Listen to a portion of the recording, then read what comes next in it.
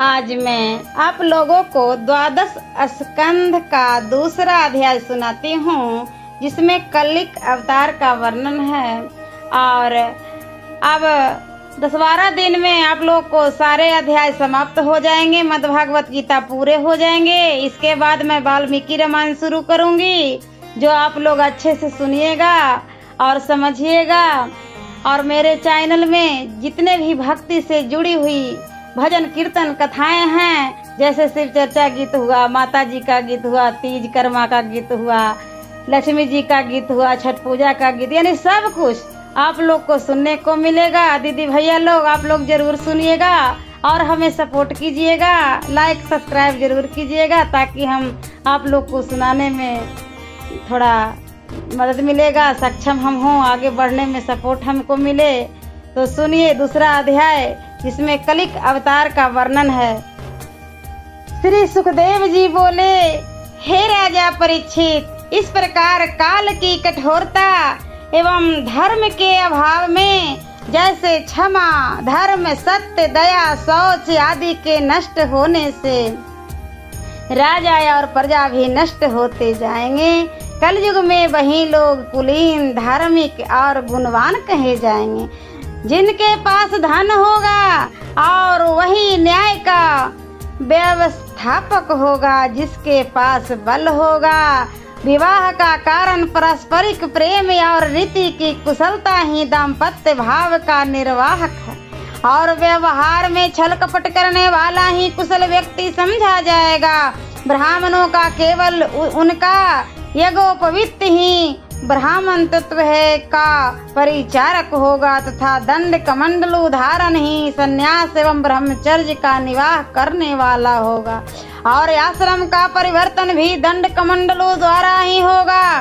घूस द्वारा अभियोगों में विजय प्राप्त किया जाएगा। पांडित्य के लिए शास्त्र अध्ययन उतना परिचायक न होगा जितना मनुष्य की वाचालता, दरिद्रता की चोरी तथा अन्य गहरे अभियोगों की जननी होगी। और अधिक पाखंड ही सजनता का कारण होगा। वर कन्या की संस्कृति पर ही विवाह का निर्भरता होगी। अन्य कृतियों का कुछ मूल्य न होगा। साबुन लगाकर स्नान करना ही आभूषण माना जाएगा, और दूर के प्रदेशों में जाकर जल ले आना ही तीर्थ यात्रा समझी जाएगी। माता पिता गुरुजी अपने निकटवर्ती हैं, उनकी अवहेलना की जाएगी, और केशों का सजाना ही सुंदरता माना जाएगी। अपना पेट भरना ही स्वार्थ होगा, तथा धीरता पूर्वक बोलना ही सत्य का परिचायक होगा। अपने परिवार का पालन कर लेना ही चतुरता समझी जाएगी। अपने यश को फैलाने के लिए ही धर्मचारण किया जाएगा। इस प्रकार दुष्ट प्रजाओं से यह भूमंडल व्याप्त हो जाएगा। ब्राह्मण, क्षत्रिय और वैश्यों में जो बलवान होगा वही शासक होगा। लोभी राजाओं तथा डाकुओं से प्रजाओं का दुख मिलेगा। ये लोग प्रजाओं की स्त्री, लड़की तथा धन का अपहरण करेंगे। इसलिए प्रजा फल, साग, कंद और मधु इत्यादि भोजन कर जंगल में निवास करेगी। बार बार अनावृष्टि के कारण अकाल का प्रकोप होगा। प्रजा अन्न, वस्त्र आदि न मिलने से शीत, वर्षा और गर्मी के कारण संतप्त रहेगी। क्षुधा, तृष्णा और व्याधि के कारण प्रजा संतप्त रहेगी, तथा कलयुग में 20 या 32 वर्ष तक के परमायु होगी। कली के प्रभाव से मनुष्य शरीर अल्पाहार होगा और वर्णाश्रम धर्म नष्ट हो जाएगा। इस प्रकार सब धर्म पाखंड पूर्ण हो जाएंगे, और जब डाकुओं का साम्राज्य हो जाएगा, तब मनुष्य चोरी, झूठ और हिंसा में निरत हो जाएंगे। जब सभी वर्ण शूद्र के समान हो जाएंगे, गायें जब बकरियों के सदृश हो जाएगी, आश्रम जब गृह के समान हो जाएगा, ससुर साले को लोग अपना संबंधी समझने लगेंगे, तथा औषधियों का गुण जब अल्प हो जाएगा, जब सभी वृक्ष के समान ही सभी वृक्ष हो जाएंगे, और मेघ मंडल के केवल विद्युत का प्रकाश मात्र ही रह जाएगा, सबके घर धर्म आदि से रहित हो जाएंगे, यानी गृहस्थ घर पर आए हुए अतिथि सत्कार से दूर हो जाएंगे। और जब घोर कली काल अपना प्रभाव प्रकट कर समाप्त होने लगेगा, तब धर्म रक्षार्थ भगवान अपने अंशों से अवतरित होंगे।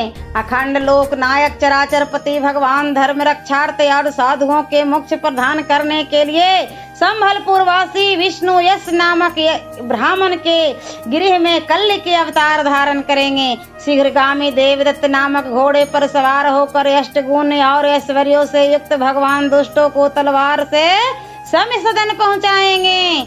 सूर्य के सदृश कांतिमान भूत भावन भगवान और शीघ्रगामी अश्व पर बैठकर राजाओं के वेश में छिपे हुए हजारों दस्युओं को मार गिराएंगे। डाकुओं के नष्ट हो जाने पर भगवान के शरीर में लगे हुए पुष्प चंदन आदि की सुगंध से प्रजाओं का मन विमल हो जाएगा। निरंतर विमल मूर्ति भगवान का ध्यान करने से उनका संतति उत्तरोत्तर बुद्धि को प्राप्त होगी। जिस प्रकार धर्म रक्षार्थ भगवान अवतरित होंगे, उसी प्रकार से कृत युग भी पदार्पण करेगा और प्रजा का भी सतित्व प्रकृति को ही जाएगी। जिस प्रकार चंद्र सूर्य बृहस्पति पुष्य नक्षत्र पर एक ही साथ जाएंगे, उसी प्रकार ये सब कार्य होंगे। हे राजन, सूर्यवंशी तथा चंद्रवंशी उन राजाओं का मैंने वर्णन कर दिया जो पहले हो चुके हैं, इस समय जो वर्तमान है तथा भविष्य में होने वाले हैं। आपके जन्म काल से लेकर नंद राजा प्रयत्न कलयुग के 1115 वर्ष बीत जाएंगे। सप्तर्षियों के मध्य में पूर्व दिशा के पहले उदय होने वाले 2 नक्षत्र पुलह और क्रतु दिखाई पड़ते हैं। उनके मध्य में जो दक्षिणोत्तर रेखा है, उस रेखा के समभाग में स्थिति अश्विनी आदि जो 27 नक्षत्र है, उनमें से एक का आश्रय करके सप्तर्षि मनुष्य के 100 वर्ष प्रयत्न तक स्थित रहते हैं। वे ही सप्तर्षि इस समय मघा नक्षत्र पर हैं। यदुकुल कमन भगवान श्री कृष्ण चंद्र जिस समय अपने परम धाम को पधारे, उसी प्रकार कलयुग ने भी प्रवेश किया। जिस युग में मनुष्यों की प्रवृत्ति पाप की ओर अग्रसर होती है, जब तक श्री कृष्ण चंद्र संसार में वर्तमान थे, तब तक कलयुग का प्रभाव नहीं फैल सका। यद्यपि कली भगवान के रहते ही प्रविष्ट हो चुका था। सप्तर्षि जिस समय मघा नक्षत्र में थे, उस समय संध्या और सध्यांश सहित देवताओं वर्ष गणना के अनुसार 1200 वर्ष तक भोग करने वाला कली प्रवेश कर चुका था। और जिस समय मघा नक्षत्र में पूर्वाषाढ़ नक्षत्र पर सप्तर्षि जाएंगे, उस समय प्रनोत्तर राजा से लेकर नंद वंश तक कली का प्रभाव अत्यंत विस्तृत हो जाएगा। जिस दिन जिस काल में भगवान श्री कृष्ण चंद्र निज धाम को पधारे, उस दिन उसी समय कलयुग प्रवृत्त हुआ था।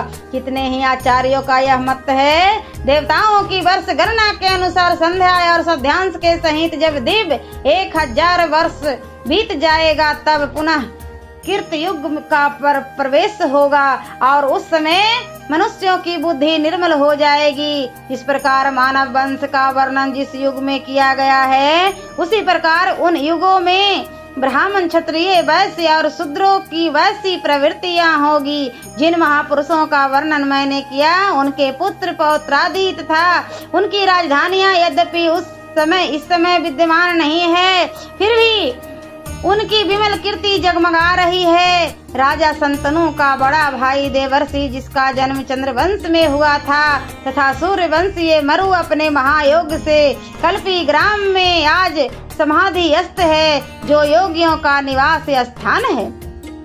वे दोनों कली के अंत में भगवान वासुदेव की आज्ञा से पहले की तरह वर्ण और आश्रम धर्मों को फैलाएंगे। पहले कीर्ति युग, उसके बाद त्रेता, फिर द्वापर तथा सबके अंत में कलयुग। इसी क्रम में सभी युग आते जाते रहेंगे और प्रत्येक युग के प्राणियों का आचार विचार भी वैसा हो जाता है। हे राजन, जिस लोगों का मैंने वर्णन किया है तथा जिनका वर्णन नहीं भी हुआ है, वे सभी पृथ्वी पर अपनी ममता बढ़ाकर अंत में इसको यही छोड़कर कराल काल के गाल में चले गए।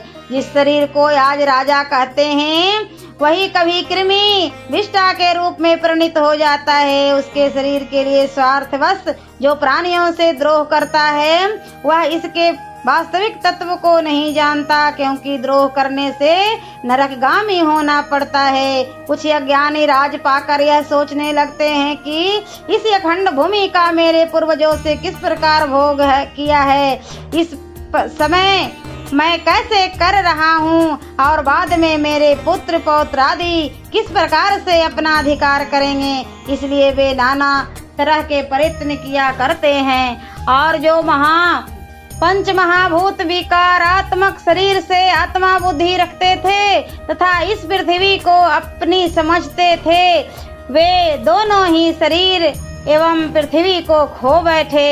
वे इस काल के वशीभूत होकर केवल अपनी कथा मात्र छोड़ गए, यानी केवल कथाओं में ही उनके नाम सुन पड़ते हैं। ओम नमो भगवते वासुदेवाय नमः। और 12 स्कंद का 3रा अध्याय, जिसमें राज आदि में समतत्व बुद्धि के दोष तथा कली के गुणों का वर्णन है, मैं अगले वीडियो में सुनाती हूँ।